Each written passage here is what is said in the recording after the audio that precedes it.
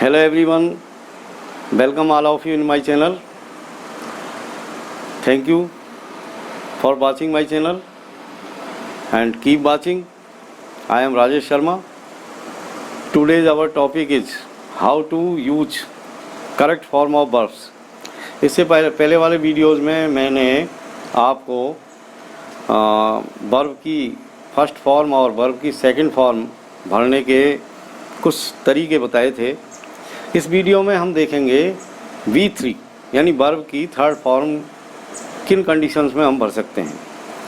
तो देखिए मेरे साथ, आइए let's begin. Use of V3। तो V3 का प्रयोग हम कई कंडीशंस में कर सकते हैं। एक तो यह है कि टेंसेज में जितने भी परफेक्ट टेंस होते हैं, जितने भी परफेक्ट टेंस, चाहे वो प्रेजेंट परफेक्ट टेंस है या फ्यूचर परफेक्ट टेंस है या पास्ट परफेक्ट टेंस है, तो सभी परफेक्ट टेंसों में हम V3 का यूज़ करते हैं। एक बड़े पैनोरमा में हम V3 का यूज़ करते हैं। इसी तरह जो सबसे महत्वपूर्ण बात है वो ये है कि जितने भी पैसिव वॉइस होते हैं, यानी एक्टिव से जब हम पैसिव स्ट्रक्चर बदलते हैं, एक्टिव वॉइस से पैसिव वॉइस में जब सेंटेंसेस को लाते हैं, तो जितने भी पैसिव वॉइस हैं उसके स्ट्रक्चर में भी हमेशा V3 का ही इस्तेमाल होता है। तो हम कह सकते हैं कि V3 का एक बेहद बहुत बड़े पैनोरमा पर इस्तेमाल होता है। तो आज हम देख रहे हैं V3 का इस्तेमाल करना, V3 का यूज करना, जिससे कि हम आराम से वाक्यों को पहचान करके उनके अंदर V3 का यूज कर सकें। तो सबसे पहले हम लेते हैं कि प्रेजेंट परफेक्ट टेंस के सेंटेंस। तो प्रेजेंट परफेक्ट टेंस में कुछ ऐसे एडवर्ब्स आते हैं, जैसे कि यदि सेंटेंस के अंदर ऑलरेडी आ रहा हो, ऑलरेडी, यदि किसी सेंटेंस के अंदर ऑलरेडी आ रहा है, यट आ रहा है, यट, यदि किसी सेंटेंस के अंदर जस्ट आ रहा है, यदि किसी सेंटेंस के अंदर सो फार आ रहा है, रिसेंटली आ रहा है, स्टिल आ रहा है, तो हमको V3 का यूज करना चाहिए। क्योंकि ये सारे जो आपको एडवर्ब्स यानी इंडिकेटर्स दिख रहे हैं, ये सब प्रेजेंट परफेक्ट टेंस को शो करते हैं। इसी तरह पास्ट परफेक्ट टेंसेस के अंदर भी V3 का जो इस्तेमाल होता है उसको भी हम देखेंगे, और फ्यूचर परफेक्ट टेंस के अंदर भी जो V3 का इस्तेमाल होता है उसको भी हम देखेंगे कि उनमें कौन कौन से ऐसे जो है इंडिकेटर्स आते हैं। तो आप ये समझिए कि यदि कोई सेंटेंस आफ्टर या बिफोर से जुड़ा हुआ है, आफ्टर या बिफोर से, आफ्टर या बिफोर, यदि कोई सेंटेंस, क्योंकि आफ्टर और बिफोर से जब जुड़ते हैं तो नेचुरली दो सेंटेंस होते हैं। तो ऐसे दो सेंटेंस में, ऐसे दो सेंटेंस में हमेशा एक तरफ पास्ट सिंपल टेंस का यूज किया जाता है और एक साइड में पास्ट परफेक्ट टेंस का यूज होता है, यानी मेन वर्ब की थर्ड फॉर्म लगाई जाती है। तो जहाँ भी इस तरह के सेंटेंस आए जो आफ्टर और बिफोर से जुड़े हुए हैं, तो जहाँ काम पूरा हो रहा है, पहले पूरा हो रहा है, जहाँ काम पहले पूरा हो रहा है वहाँ हम V3 का यूज़ करते हैं, और जहाँ एक्शन बाद में पूरा होता है वहाँ हम V2 का इस्तेमाल करते हैं। जैसे कुछ हम एग्जाम्पल्स लेंगे, उससे पहले और हम थोड़े इंडिकेटर्स देख लेते हैं। यदि किसी सेंटेंस के अंदर बाय द एंड ऑफ या बाय द के बाद में कोई टाइम आ रहा हो, टाइम, तो भी ऐसे सेंटेंसेस के अंदर हम V3 का इस्तेमाल करते हैं। ये जो ऊपर आपको इंडिकेटर्स दिखाई दे रहे हैं ये सब प्रेजेंट परफेक्ट टेंस के हैं।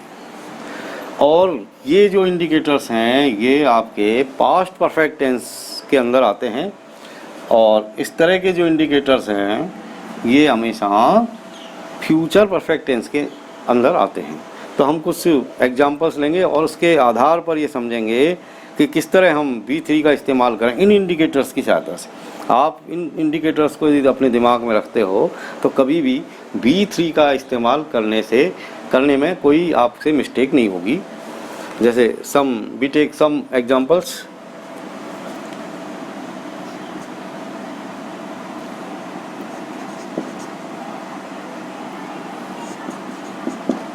My friend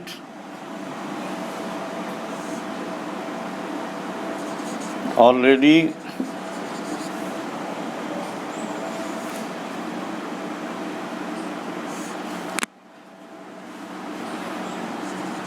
his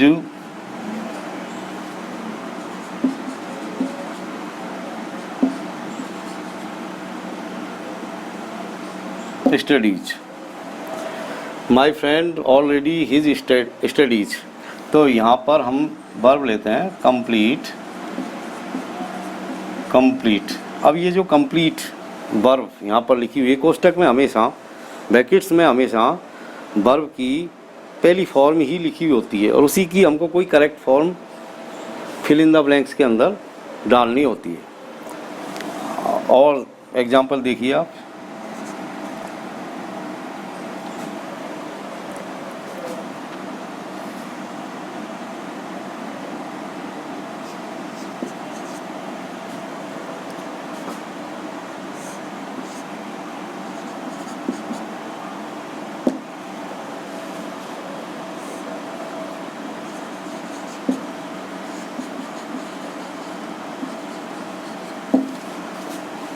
He just out from here go की सही फॉर्म हमको लिखनी है।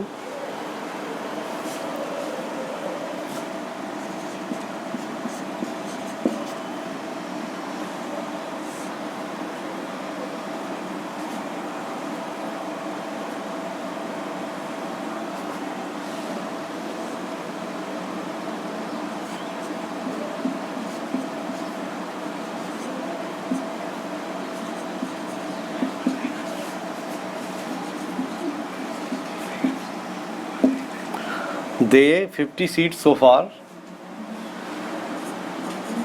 win।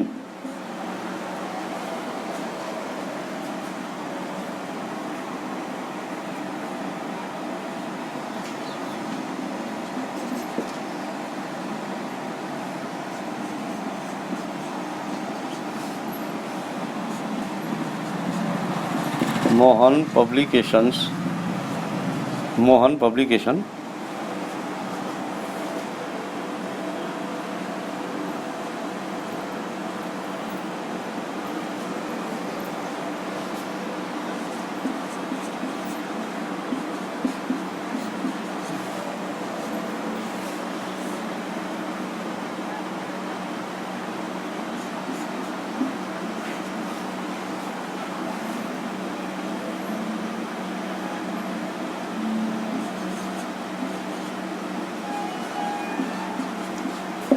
It's a new novel publish। जैसे इन सेंटेंस को आप देखिए, look these sentences and try to fill correct form of verb। तो हम देखते हैं कि कैसे हम पता लगाएंगे कि इनके अंदर कौन सी वर्ब आनी चाहिए। अब जैसे ये पहला सेंटेंस है माई फ्रेंड ऑलरेडी हिज स्टडी। अब जैसे हम इसमें देखते हैं कि इसमें ऑलरेडी शब्द आ रहा है, ऑलरेडी। तो already word indicates that the given sentence is of present perfect tense, so we use V3 in fill in the blanks. तो आप जानते हैं कि प्रेजेंट परफेक्ट टेंस के अंदर हैज़ हैव के बाद में V3 आती है, तो हम हैज़ हैव का इस्तेमाल करके और V3 लिखेंगे। तो माई फ्रेंड, अब ये फर्स्ट पर्सन है और फर्स्ट मतलब यहाँ पर जो माई फ्रेंड शब्द आ रहा है वो सिंगुलर नंबर है। तो सिंगुलर नंबर होने के कारण हम यहाँ पर हैज़ लगाएंगे, हैज़ ऑलरेडी। और कंप्लीट की थर्ड फॉर्म लिखेंगे, कंप्लीट, completed. तो my friend has already completed his studies, इन मेरा मित्र पहले ही अपनी पढ़ाई पूरी कर चुका है। जैसे second sentence, he just out from here, go, यहाँ पर हम गो की भरेंगे सही फॉर्म, तो ही के साथ हैज़, जस्ट, गॉन, ये थर्ड फॉर्म हम गो की यहाँ पर डालेंगे, क्योंकि यहाँ पर जस्ट शब्द आ रहा है जो इस बात को का इंडिकेटर है कि this sentence is of present perfect tense. Third sentence, they 50 seat so far, यहाँ पर सो फार शब्द आ रहा है, so far, it means this sentence is also of present perfect tense, so we use has have plus V third. तो यहाँ पर जो आपकी वी आई है, जो वर्ब आई है वो है विन, तो विन की हम थर्ड फॉर्म लिखेंगे वन, तो दे के साथ हैव, और विन की थर्ड फॉर्म वन, तो they have one 50 seat so फार, यानी वे अब तक 50 सीटें जीत चुके हैं। Mohan publication recently it's new novel publish, तो मोहन पब्लिकेशन कोई संस्था है, कोई ऐसे ही इंस्टीट्यूट है या कोई पब्लिकेशन हाउस है जो किताबें छापता है, बुक्स पब्लिश करता है। तो यहाँ पर उसने एक नया नॉवल छापा है अभी रिसेंटली, तो recently indicates also present perfect tense, we use has have V3, तो मोहन पब्लिकेशन, यदि हम यहाँ पर एस और लगा देते हैं, मोहन पब्लिकेशंस, बात एक ही है, Mohan publications recently it's new novel, तो हम यहाँ पर यूज़ करेंगे has, Mohan publications has recently, publish की थर्ड फॉर्म पब्लिश्ड।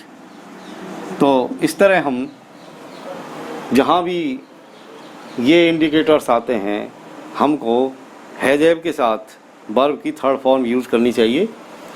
आगे हम और we take some more examples to explain this topic. मैं इनको अब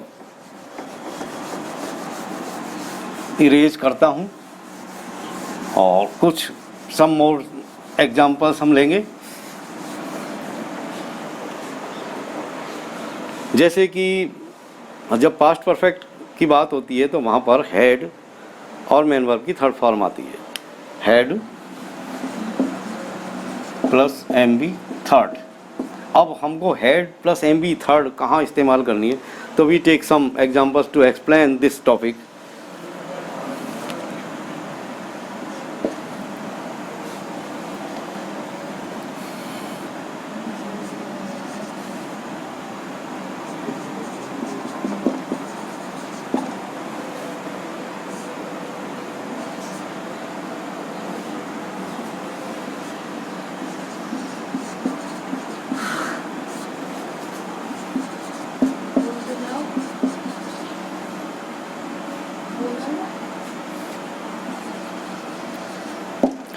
the patient before the doctor came, यहाँ आपको यूज़ करनी है वर्ब डाई। और हम एग्जांपल्स लेते हैं।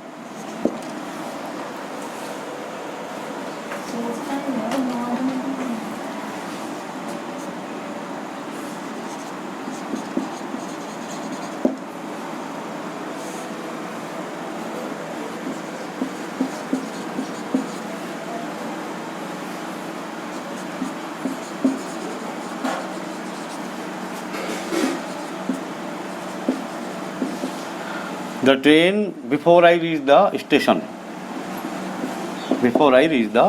यहाँ पर हम वर्ब भरेंगे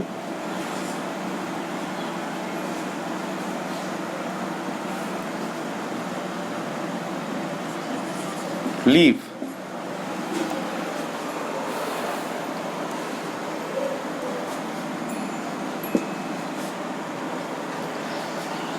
अब जैसे हम इनको भरते हैं, इनको हम सॉल्व करेंगे तो हम देखते हैं कि यहाँ पर बिफोर से दो सेंटेंस जुड़े हुए हैं, बिफोर से आगे पीछे दो सेंटेंसेस कनेक्ट है। और हम देख रहे हैं कि बिफोर के एक तरफ यहाँ पर मेन वर्ब की सेकंड फॉर्म आई है, जैसे इसमें भी ये बिफोर से दो सेंटेंस आपस में जुड़े हुए हैं, और इस बाद वाले सेंटेंस के अंदर मेन वर्ब की सेकंड फॉर्म आई है। तो जब भी बिफोर या आफ्टर से दो सेंटेंस जुड़े हुए हों, और यदि बिफोर से जुड़ रहे हैं, तो पहले वाला जो सेंटेंस है, यानी जो काम पहले हुआ, जो एक्शन पहले कंप्लीट हुआ है, उसके अंदर हम हेड में MB थर्ड लिखेंगे। जो एक्शन बाद में कंप्लीट होता है उसमें हम MB2 का इस्तेमाल करते हैं। यदि हम इसको आफ्टर से जोड़ेंगे तो ये उलट हो जाएगा, उलट, यानी आफ्टर में जो काम पहले पूरा हुआ है वो बाद में आएगा, और जो काम बाद में पूरा हुआ है वो पहले आएगा। तो जब हम यहाँ पर भरेंगे तो कहने का मतलब, जब भी आपको बिफोर या आफ्टर से जुड़े हुए सेंटेंस दिखाई दें तो आप बिफोर से पहले MB हेड प्लस MB3 का यूज़ करेंगे, और जब भी आपको आफ्टर से जुड़े हुए दो सेंटेंस दिखाई दें तो आप बाद वाले सेंटेंस के अंदर हेड प्लस MB3 का इस्तेमाल करेंगे। तो हम यहाँ पर MB हेड प्लस MB3 लिखेंगे। द पेशेंट हेड और डाई की थर्ड फॉर्म डाइट। इसी तरीके से यहाँ पर जो लीव वर्ब दे रखी है, तो द ट्रेन हेड और लीव की थर्ड फॉर्म लेफ्ट। तो the patient had died before the doctor केम, यानी डॉक्टर के आने से पहले पेशेंट मर चुका था।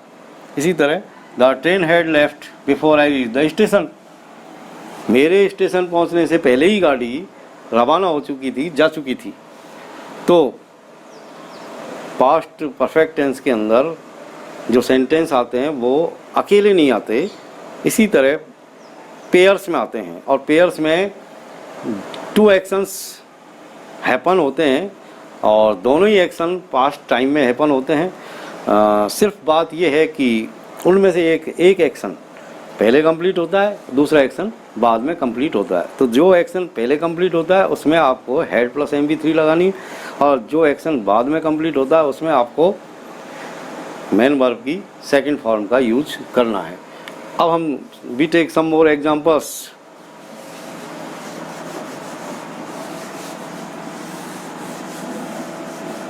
इसी तरह यदि कोई सेंटेंस जिसके अंदर जो बाय द एंड ऑफ या बाय द टाइम आ रहा है, तो हम उनको फ्यूचर परफेक्ट टेंस के वाक्य मानते हुए उनके अंदर सेल विल के साथ MB थर्ड का यूज करेंगे। यानी इस तरह के सेंटेंस के अंदर ये फ्यूचर परफेक्ट टेंस के वाक्यों में ही इस तरह के इंडिकेटर्स आते हैं, और वहाँ यानी इस तरह के जब इंडिकेटर्स आए तो आप ये समझें कि ये फ्यूचर परफेक्ट टेंस का सेंटेंस है, और इसमें हमको शैल विल के साथ में MB थर्ड का यूज करना है। शैल या will plus have MB third, ये आपको इसमें यूज करना है। अब जैसे कुछ एग्जांपल्स लेते हैं।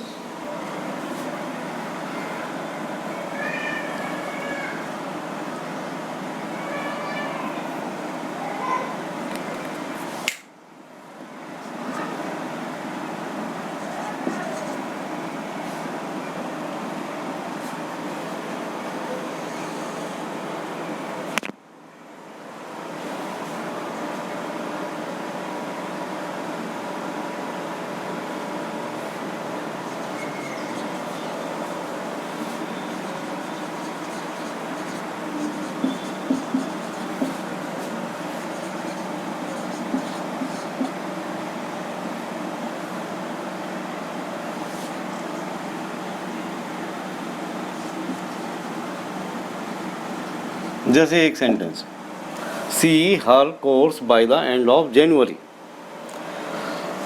और इसमें आपको वर्ब भरनी है,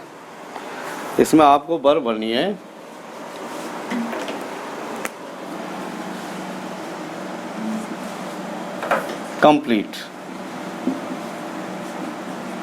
कंप्लीट। तो आप देखेंगे कि इसके अंदर by the end of January आ रहा है, यानी कोई कार्य जो है आगे भविष्य में कहीं किसी पॉइंट ऑफ टाइम पर पूरा हो रहा है, क्योंकि अपने आप में परफेक्ट टेंस का मतलब होता है कि कार्य का पूरा होना, कंप्लीशन ऑफ वर्क। अब विभिन्न कंडीशंस में ये कंप्लीशन ऑफ वर्क की थ्योरी को हम रखते हैं कि यदि कोई एक्शन प्रेजेंट टाइम में कंप्लीट होता है तो वो प्रेजेंट परफेक्ट टेंस, यदि हम कोई एक्शन पास्ट टाइम के अंदर कंप्लीट होता है तो वो पास्ट परफेक्ट टेंस, और यदि कोई एक्शन फ्यूचर टाइम में कंप्लीट होगा तो वो फ्यूचर परफेक्ट टेंस के अंदर हम उनको रखते हैं। तो यहाँ इस इंडिकेटर की सहायता से हमको पता चलता है कि कोई कार्य हो रहा है और वो बाय द एंड ऑफ जनवरी तक पूरा हो रहा है, तो हम इसको इस तरह ले सकते हैं कि ये सेंटेंस फ्यूचर परफेक्ट टेंस का है। अब फ्यूचर परफेक्ट टेंस का है तो हमको इस फार्मूले के द्वारा मेन वर्ब यहाँ पर भरनी पड़ेगी। तो सी के साथ विल रखेंगे, विल और हैव लगाएंगे, और ये जो वर्ब दे रखी है इसकी हम यहाँ पर थर्ड फॉर्म लिखेंगे। तो she will have completed, she will have completed her course by the end of January, यानी वह जनवरी के अंत तक अपना कोर्स पूरा कर चुकी होगी।